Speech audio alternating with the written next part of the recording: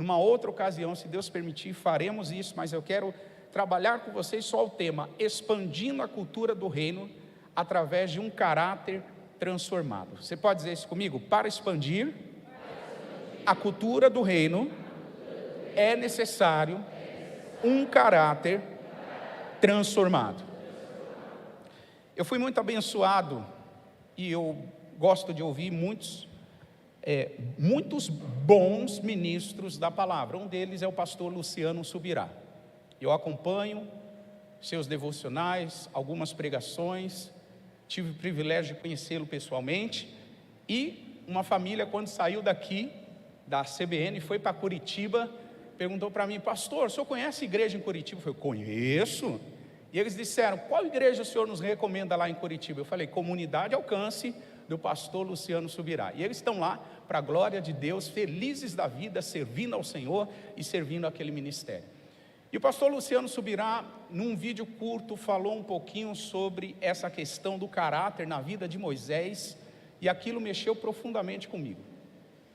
E eu quero trazer esse texto bíblico para você ver, para a gente pensar e comprovar o quanto um caráter distorcido, ele é prejudicial e atrapalha a nossa jornada de fé e relacionamento com Jesus. O texto que eu estou falando é Êxodo capítulo 2, abre comigo, Êxodo capítulo 2, e versos 11 e 12.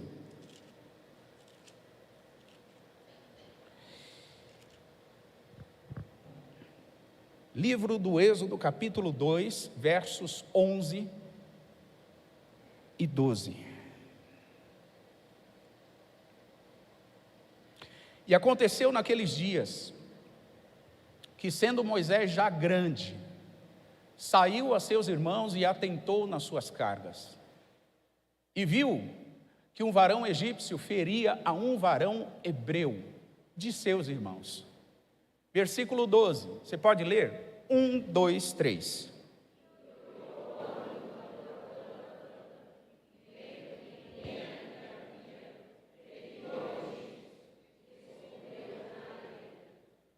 O que Moisés fez, irmãos? Antes dele esconder o corpo, ele fez o quê? E antes dele matar, ele fez o quê? Peguei você. Ele olhou de um e de outro lado, mais ou menos assim. E não vendo ninguém, ele faz o quê? Mata o egípcio.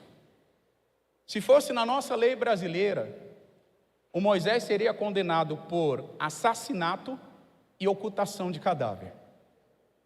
Ele escondeu o cadáver na areia. Então ele seria réu de 2 crimes, que talvez daria aí algo em torno de 20 a 25 anos de cadeia.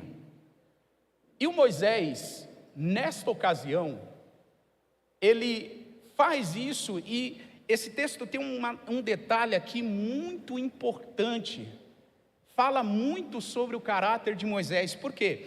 O Moisés, ele já era homem grande. Olha o que diz o verso 11, ele já era um homem formado.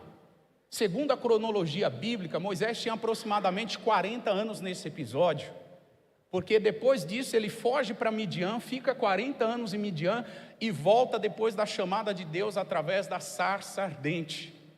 Então ele volta com 80, e nesse episódio aqui ele tinha aproximadamente 40 anos, já era um homem formado. E ele vê um varão egípcio ferindo um varão hebreu, e a Bíblia diz que ele olha de um lado para outro e depois mata. Mas ele olha, ele não vê ninguém e depois ele mata. Agora vamos dar um passo atrás. E se Moisés olhasse e visse alguém, será que ele mataria?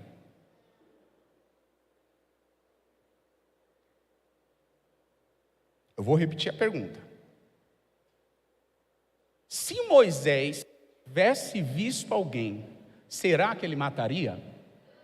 Por que não? Porque ele ia se sentir intimidado?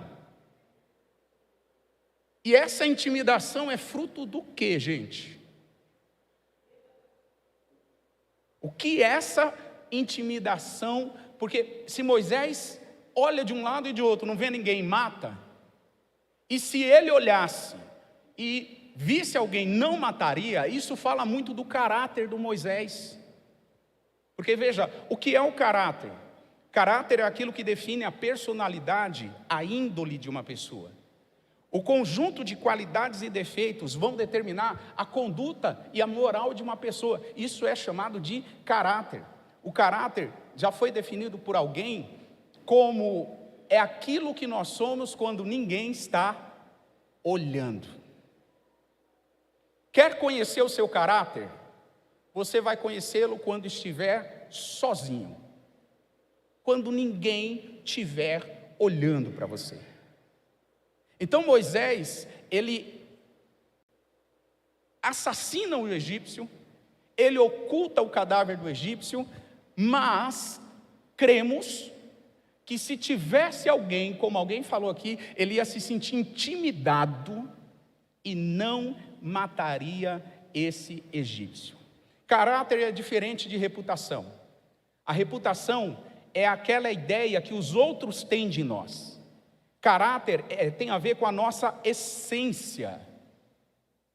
Reputação tem a ver com a nossa aparência, com o que os outros acham ao nosso respeito. E é importante observar que isso ficou muito claro aqui para Moisés. A gente vai adiantar e tem um livro fantástico na nossa livraria que falamos, que a gente aprende um pouco sobre essa questão do caráter. É o livro Reconstruindo o Caráter Ferido, do pastor Alcione Merick. Ele é lá de Vitória do Espírito Santo, e ele trabalha de forma muito específica essa questão do quanto um desvio de caráter é prejudicial para uma caminhada cristã.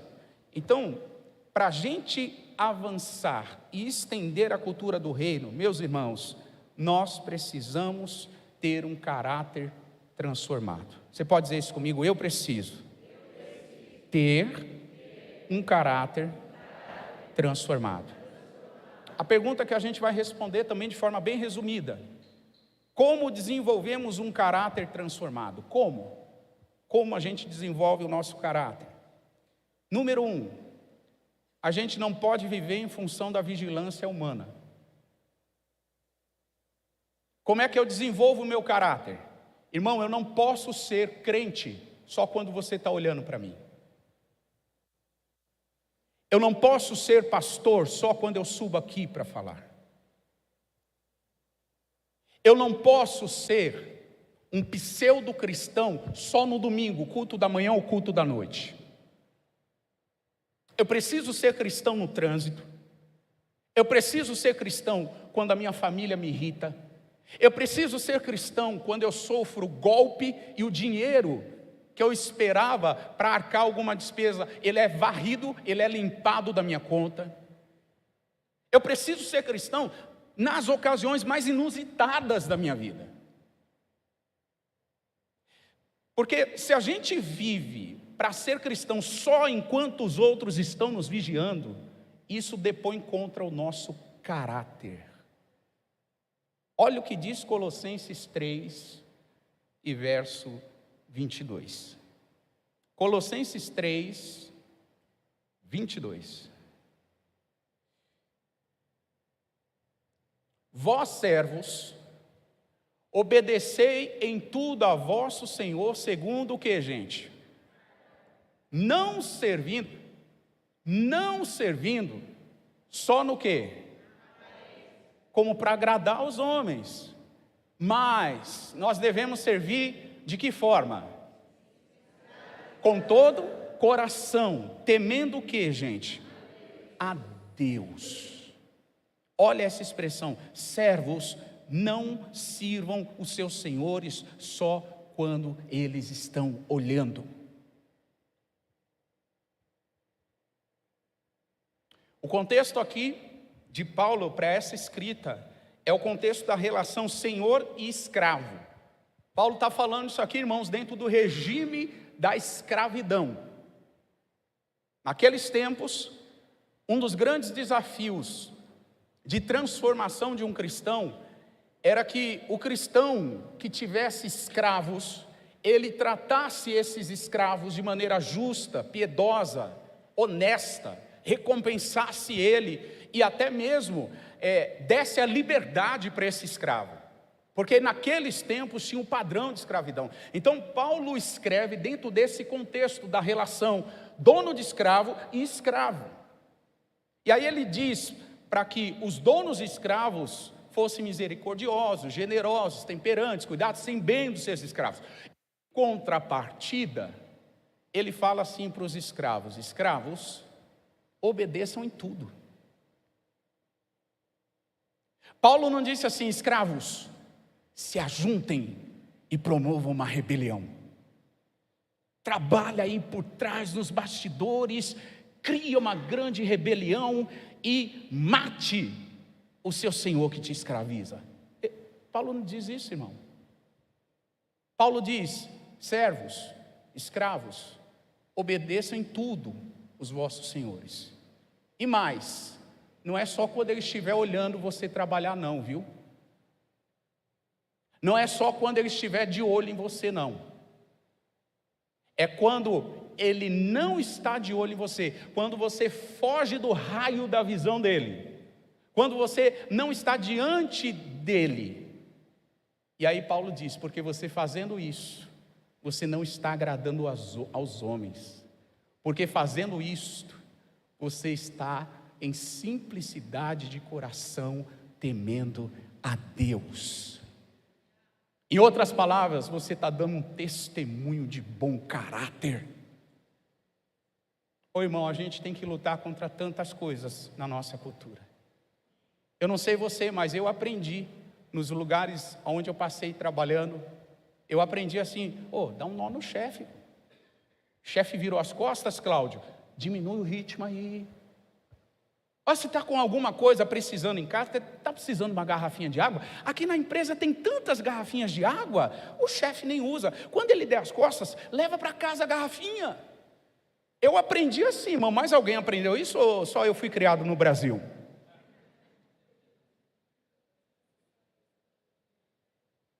A gente aprendeu assim. Só que, irmão, levar a garrafinha de água do serviço para casa, diminuir o ritmo quando o chefe não está olhando, dar migué, dar o sambari. Irmãos, isto depõe contra o nosso caráter. Isto fala de que nós só somos corretos quando estamos debaixo de vigilância dos olhos de alguém. Isso depõe contra a gente. Então, como é que a gente desenvolve o caráter? Primeiro lugar, irmãos, não viva em função da vigilância dos outros. Eu só sou um esposo fiel quando a minha esposa está me olhando. Eu só pago as contas em dia ou sem atrasar quando eu percebo que não vai me faltar o dinheiro, ou quando eu não tenho outro projeto com dinheiro. Não, irmãos, vamos, pela graça e pelo poder do Espírito Santo, dar um testemunho de que somos pessoas de caráter. É possível. Por que, pastor, nós não devemos viver em função da vigilância humana? Porque é muito simples. A nossa consciência, ela precisa estar limpa, leve, diante de Deus. Hebreus 4,13 vai dizer que não há criatura alguma encoberta diante de Deus. Não há criatura alguma encoberta diante dele. Antes, todas as coisas estão de que forma, gente? Ou seja, todas as coisas estão descobertas aos olhos de Deus. Todas as coisas, Deus já viu. Os olhos do Senhor, diz a palavra, passam por toda a terra. Você acha que Deus não vê a nossa atitude em relação a fazer as coisas certas, só quando alguém está olhando para nós?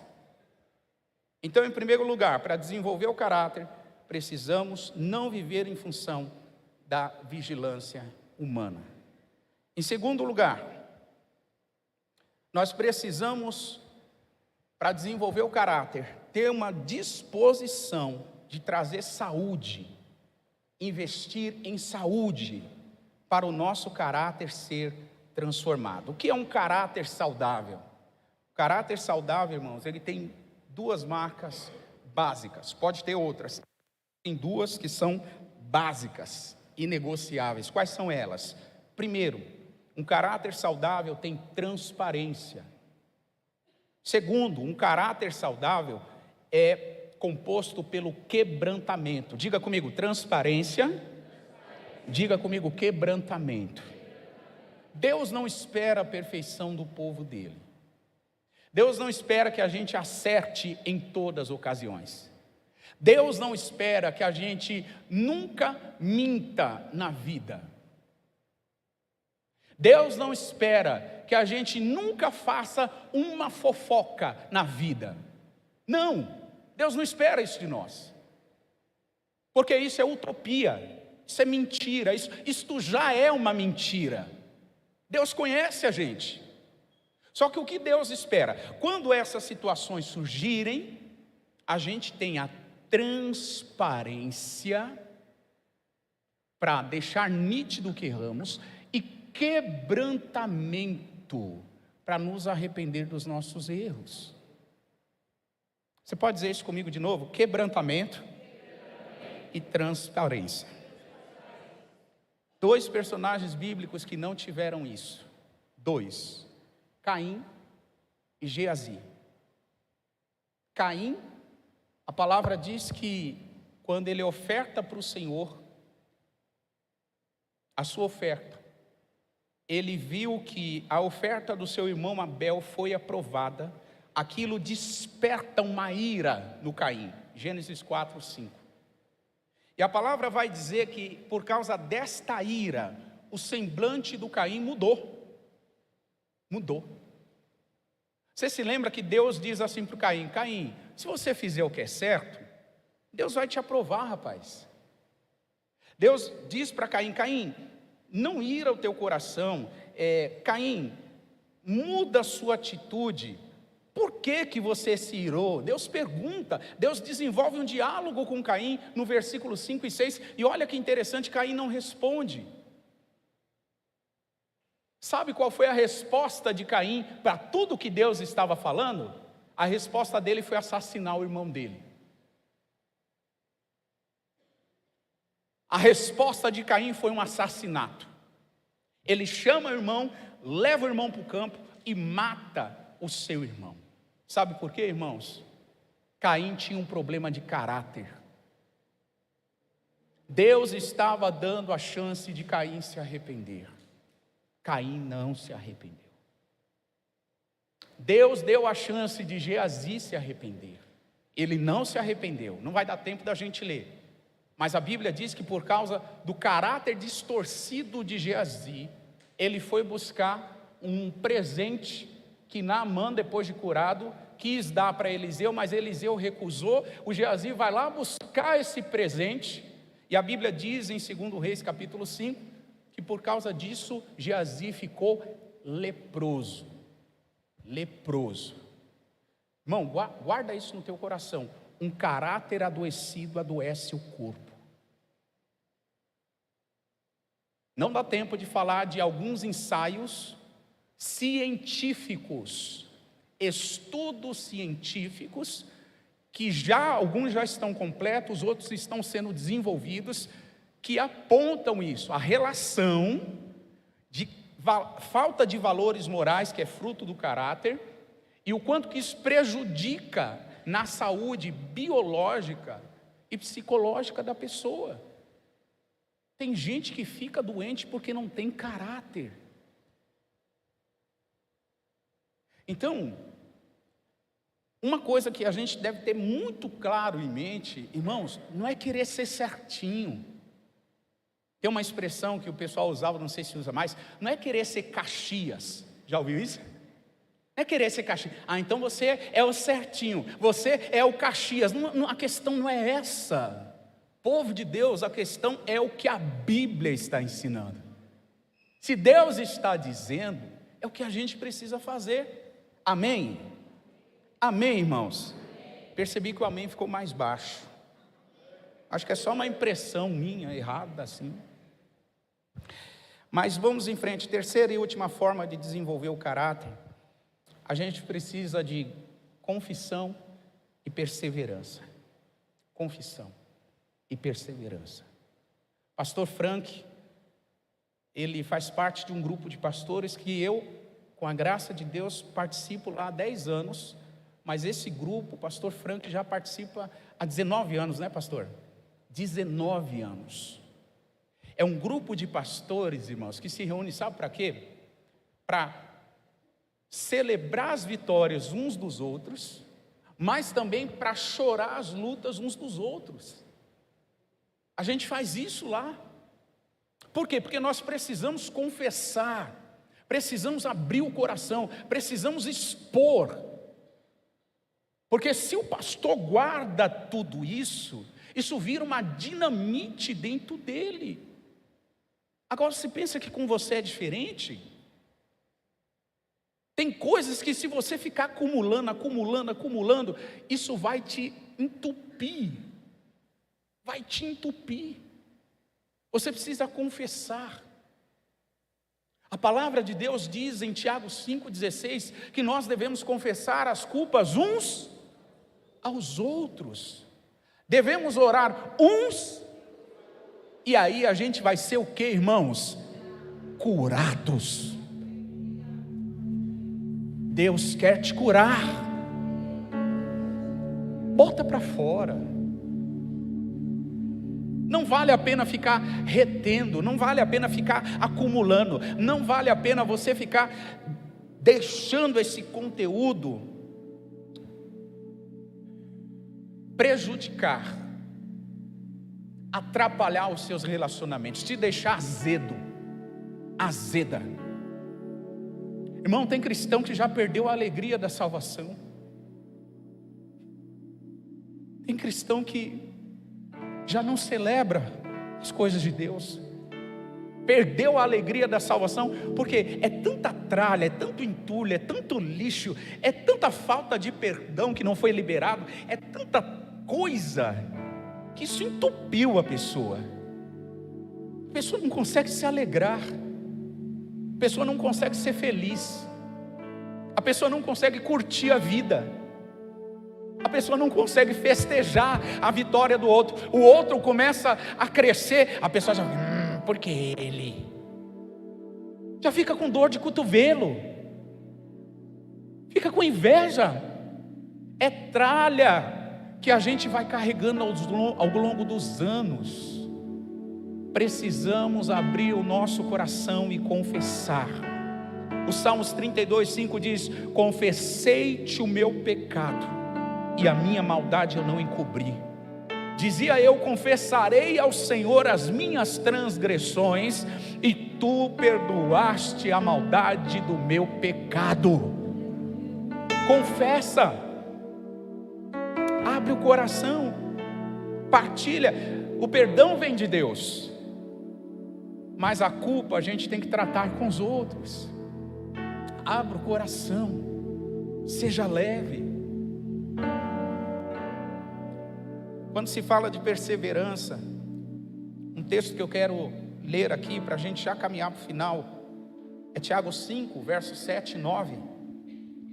A palavra diz: sejam, pois, irmãos, pacientes até a vinda do Senhor. Até quando? Não é até a gente desistir, não? Porque tem muito crente que lê esse texto assim, ó: sede, irmãos, pacientes, até que você não perca a paciência. Quando eu perdi, já era. Quando eu perdi, já foi. Não é isso que a Bíblia diz. É para a gente ser paciente até que Ele venha. Não é até onde vai a nossa disposição. É até que Ele venha, até a vinda do Senhor. Porque o lavrador espera o precioso fruto da terra. O lavrador aguarda com paciência, até que receba a chuva temporã e a chuva serôdia. Sede vocês também pacientes, fortaleçam o vosso coração. Você pode dizer isso para a pessoa que está do seu lado? Seja paciente. Diga para a pessoa: fortaleça o teu coração. Sabe por quê? Diga para ela: sabe por quê? Sabe por quê? A vinda do Senhor está próxima.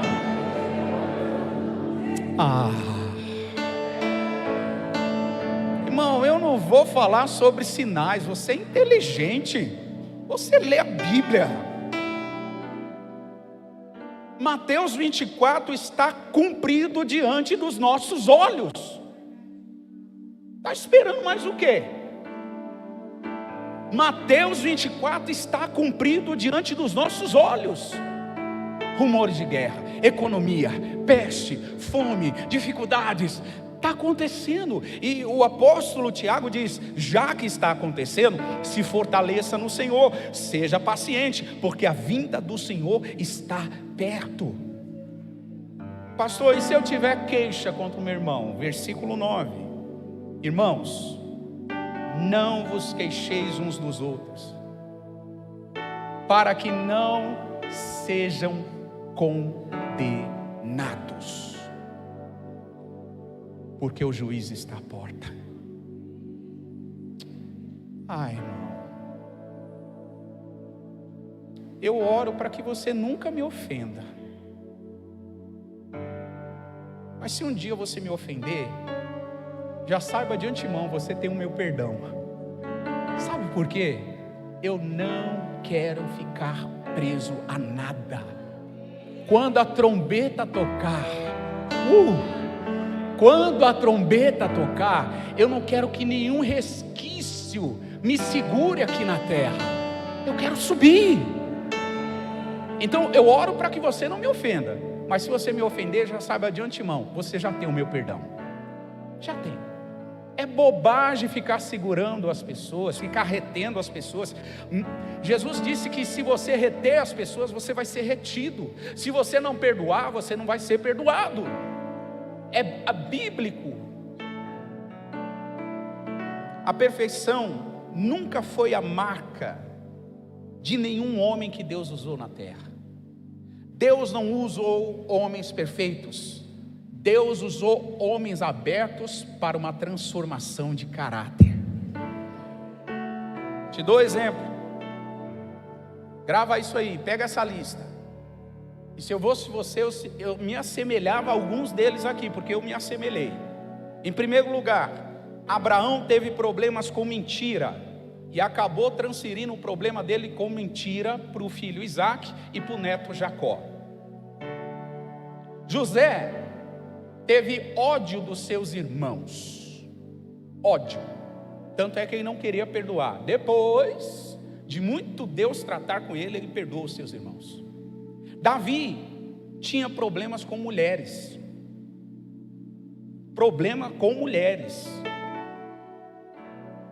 Isaías tinha lábios impuros. Pedro era inconstante. Tiago e João estavam em busca de posição de honra e eram vingativos. Eles pediram para cair fogo do céu sobre os samaritanos, quando os samaritanos se recusaram a receber Jesus. Tomé era incrédulo. Paulo era orgulhoso, tão orgulhoso que Deus precisou colocar um espinho na carne de Paulo para que ele não se ensoberbecesse da excelência das revelações que ele recebia. Irmão, a Bíblia mostra que os homens de Deus, as mulheres de Deus, eram orgulhosos, eram incrédulos, eram inconstantes, eram impuros, tinham problemas com mulheres, tinham ódio no coração, mentiam. Mas sabe por que Deus não abortou o plano que Ele tinha com eles? Porque Deus não espera a perfeição de nós. Deus espera de nós quebrantamento e transparência. Sabe o que Deus achou nesses homens? Quebrantamento e transparência. Sabe o que Deus quer achar na igreja do Cordeiro nesses dias que antecedem a vinda do noivo? Quebrantamento e transparência.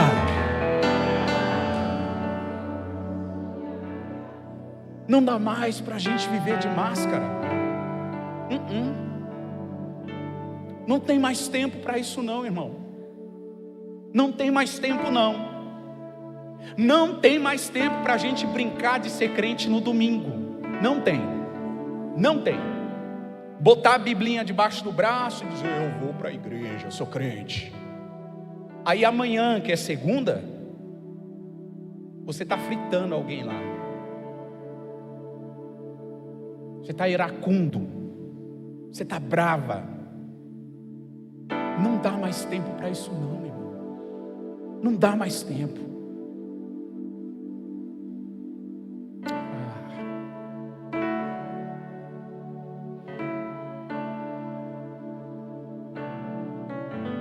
Feche seus olhos.